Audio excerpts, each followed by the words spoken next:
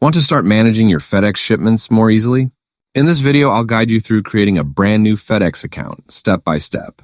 First, open the FedEx mobile app on your phone. On the home screen, look for the Sign Up button and tap on it. You'll now see a form asking for your personal details. Begin by entering your first name and then your last name. Next, type in your home address, making sure it's accurate so deliveries are linked correctly. After that, enter your mobile number. This will be used for verification and for updates about your shipments. Then, add your email address. This is where FedEx will send important account updates and confirmations. Once all of that is filled out, tap Continue. Now it's time to set up your login details.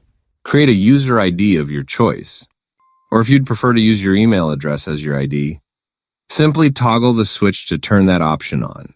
Next, choose a secure password for your account, something unique and easy for you to remember. Before moving on, review and agree to the terms and policies. And finally, tap the Sign Up button at the bottom. You can now track shipments, schedule deliveries, and manage everything right from the app. If this walkthrough helped you out, go ahead and give it a like. Subscribe for more simple tutorials, and don't forget to hit the bell so you won't miss the next one.